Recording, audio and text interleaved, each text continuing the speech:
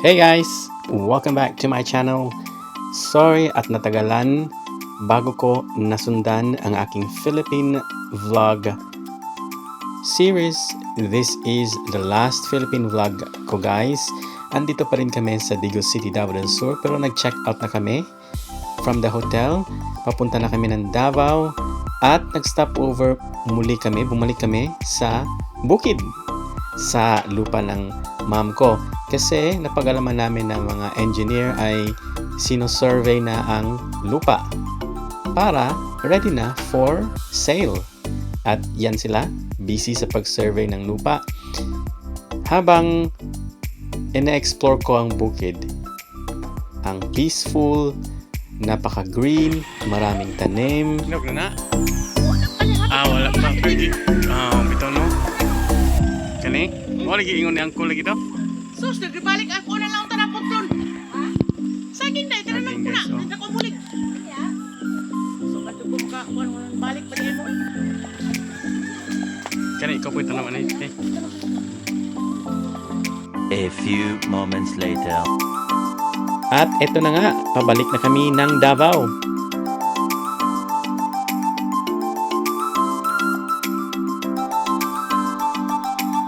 At hindi ko na-realize that time na hindi pala kami nakapag-seatbelt. Buti na lang, nakabalik kami ng Davao na very safe. Paalala lang, palagi po tayo mag-seatbelt for safety.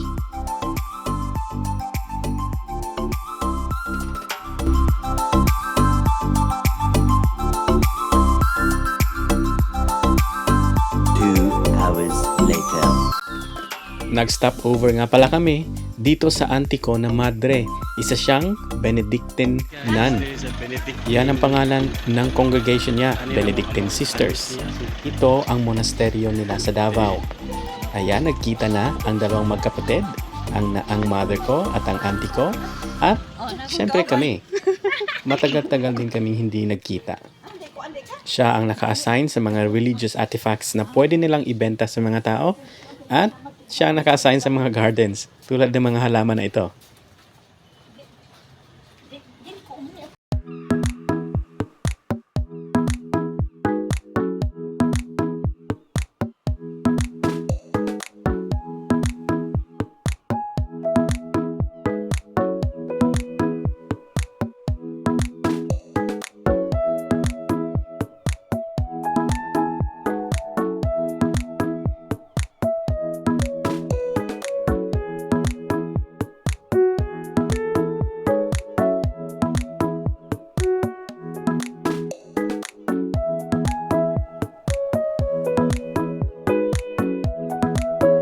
Dati, palagi kami pumupunta dito tuwing Pasko.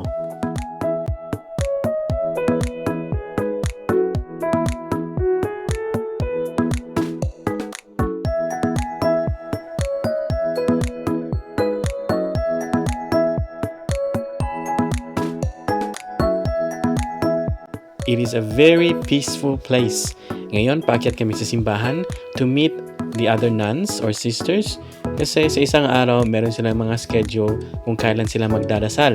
At natsyempohan namin na sila ay nagdadasal this time.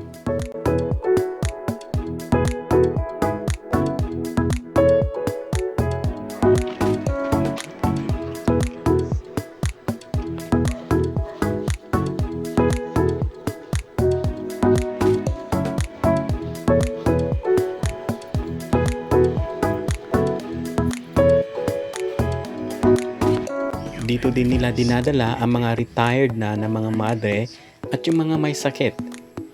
Dito na sila titira para maalagaan ng husto.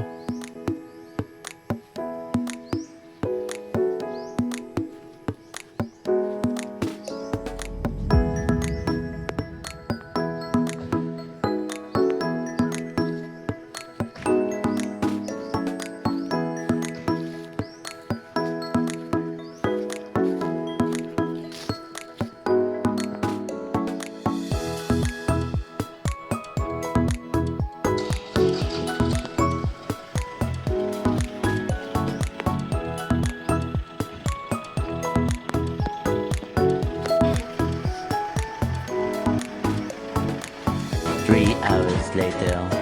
Dali na, palit na Nakakamiss ang ganitong eksena sa mga public markets sa Pilipinas, di ba? Tamis tayo, susikat yun.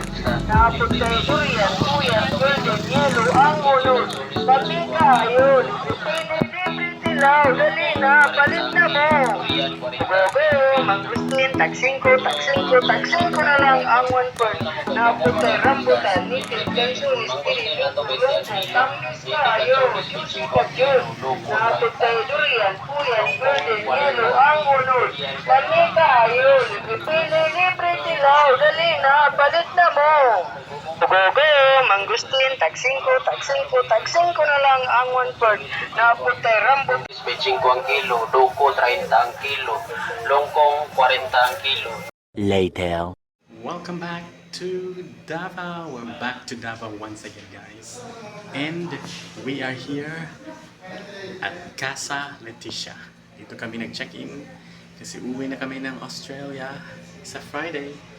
Kaya we'll be spending our last 3 days before we go back to Australia here in Davao. And we're gonna do a room tour.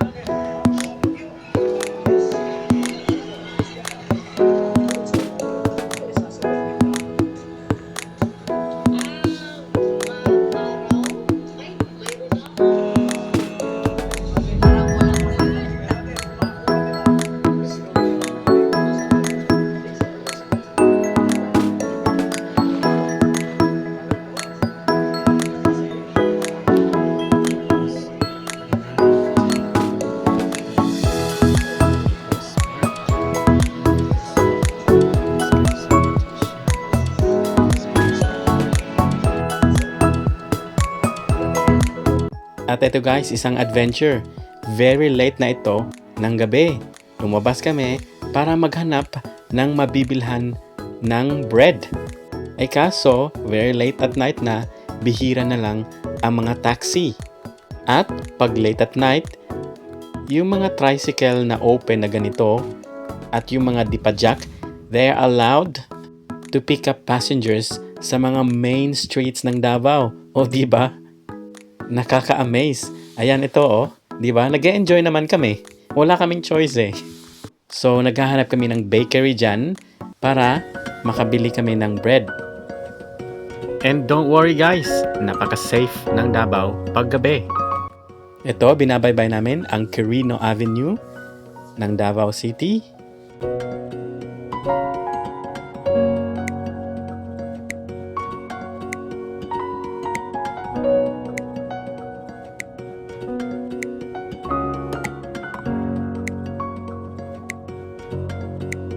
Lumipat nga pala kami ng ibang tricycle kasi yung unang sinakyan namin ay hanggang sa hotel lang.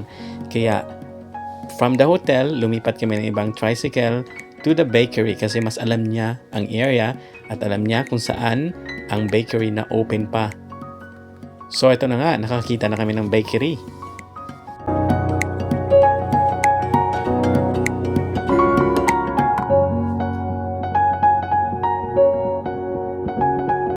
Tapos, pabalik na kami ng hotel. Same lang din na tricycle na sinakyan namin.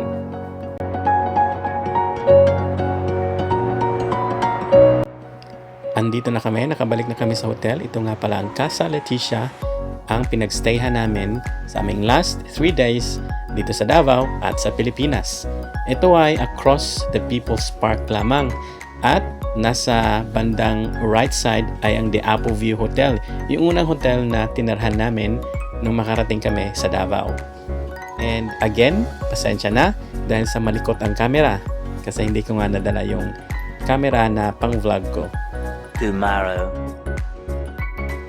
At andito ako sa restaurant ng hotel kasi meron silang free breakfast buffet. Kasama na yun sa hotel fee na binayaran namin.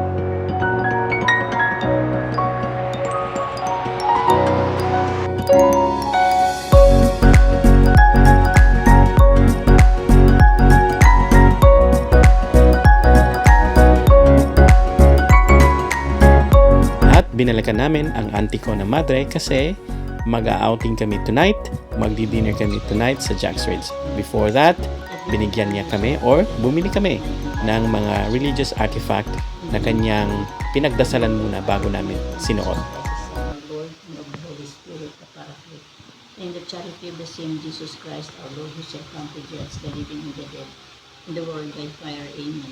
Let us pray. So, andito na nga pala kami sa Jack's Ridge Resort. Dito kami magdi-dinner at we will wait until nighttime para makita namin ang mga magagandang lights. At ang Jack's Ridge naman ay nasa hill, kaya overlooking the city of Davao. Makikita natin ang skyline ng Davao at makikita natin ang city lights mamaya pag gabi na.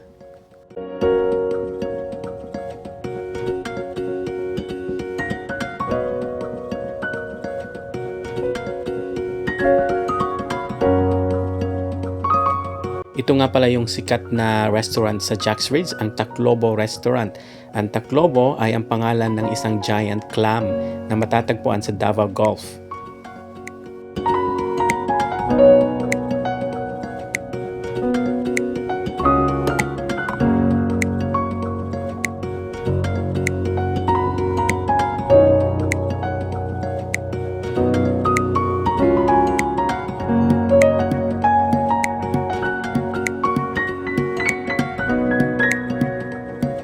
So, naghanap kami ng table na overlooking the city of Davao. Sabi nila na kahit elevated or nasa hill ang area na ito, it was submerged in seawater in the past. So, just imagine meron palang climate change din na nangyari before.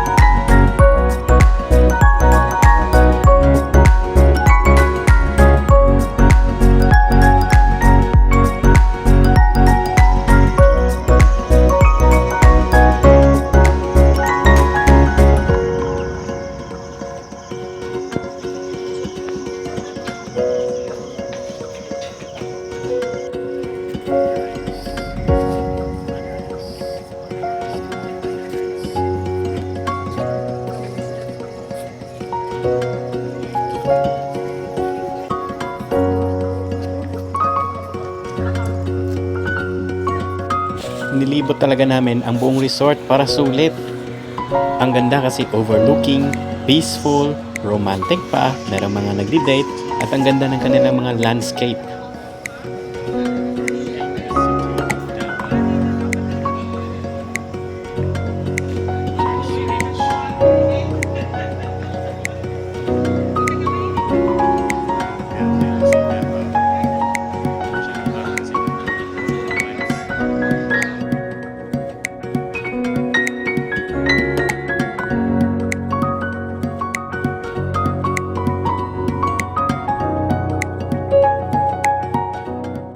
And ito na guys, the next day, our flight back to Australia.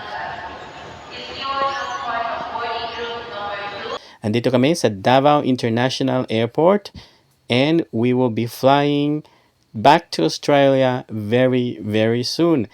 Thank you Philippines sa uulitin. Hanggang sa muli, it was a short break pero worth it naman. Hanggang sa muli at maybe next time, mas longer pa yung vacation namin.